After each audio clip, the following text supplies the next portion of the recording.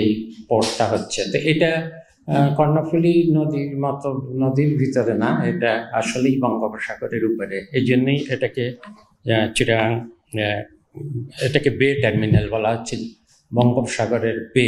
বন্দর তৈরি করতে হলে নদীর সমুদ্রের মধ্যে যাতে ঝড় বা বড় ঢেউ না আসে সেজন্য ব্রেকওয়াটার নির্মাণ করতে হয়।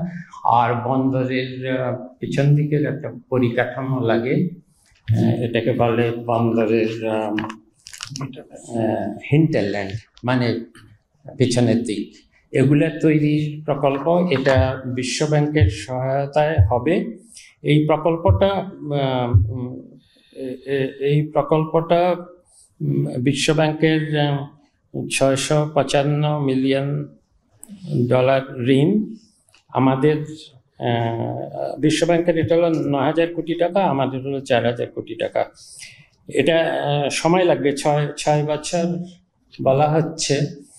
আমরা চেষ্টা করে বলে যাব যে অন্তত আরো তাড়াতাড়ি, যাতে এতদিন শুরুই হচ্ছিল না, এটা নিয়ে কথাবার্তা অনেক বছর ধরে হচ্ছিল, কিন্তু কেন শুরু হচ্ছিল না বোঝা যাচ্ছিল না। রোহিঙ্গাদের জন্য এটা তো একটা অনুদান, এটা আরো 2 বছরের জন্য পাওয়া যাবে। এটা বিশ্ব ব্যাংকের অনুদান। এটা এখন পাওয়া গেছে ওই যে রোহিঙ্গাদের স্বাস্থ্যসেবা, পানি সেবা, শিক্ষা, স্বাস্থ্য প্রণালী, সংযোগ, এগুলো সব মিলে তাদের বেসিক জীবনযাত্রার জন্য। এবং এর সাথে সাথে ওই অঞ্চলের যারা আমাদের বাংলাদেশি, তারাও ওই অঞ্চলের ওই সুবিধাগুলো পাবে। তো এটা তো ভালো প্রকল্প, অনুদান বিশ্ব ব্যাংকের, কিন্তু মুশকিল হলো যে 2 বছর, এটা তো শেষ হয়ে যাবে ডিসেম্বর 25-এ। শেষ হয়ে যাওয়ার পরও তো আমাদের আরও অনুদান লাগবে। আমাদের এখন চিন্তা হলো যে আমাদের যুক্তরাষ্ট্রের এখনকার যে নতুন ট্রাম্প অ্যাডমিনিস্ট্রেশনের পলিসি, তাতে করে আমরা রোহিঙ্গাদের এই যে অনুদান আমাদের প্রয়োজন হয়, এটা ভবিষ্যতে কীভাবে বা ইউএনওর মাধ্যমে আমরা কতটুকু সেটা পেতে পারবো। আর 3টা প্রজেক্ট আমরা নিয়েছি এবার। এগুলো হলো এই যে গত বা ঘূর্ণিঝড় আর বন্যা হলো 5টা জেলায়, নোয়াখালী, ফেনী, ব্রাহ্মণবাড়িয়া, কুমিল্লা।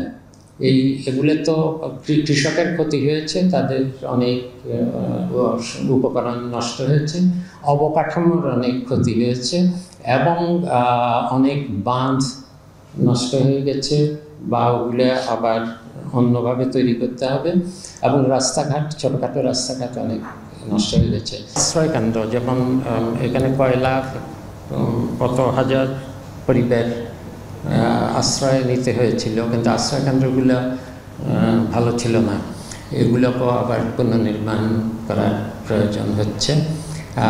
বিশেষ করে ছোটোখাটো যেসব বাঁধ এবং যেসব রাস্তাঘাট, এগুলো এলজিইডির মাধ্যমে করা হচ্ছে। 3টা মন্ত্রণালয়, এখানে কৃষি মন্ত্রণালয়ের অধীনে কিছু, এটা হলো সরাসরি কৃষকদের পুনর্বাসন, আর এলজিইডির আন্ডারে কিছু স্থানীয় সরকার প্রকৌশলের, এটাই বড় অংশ। এটা হলো অবকাঠামোগুলোর যে ক্ষতি হয়েছে, আর হলো আরেকটা হলো স্থানীয় সরকারের অধীনে তাদের সেচ, স্থানীয় সরকারের অধীনে যেটা অবকাঠামো, সেচ, এইসব ছোটোখাটো প্রকল্পগুলো।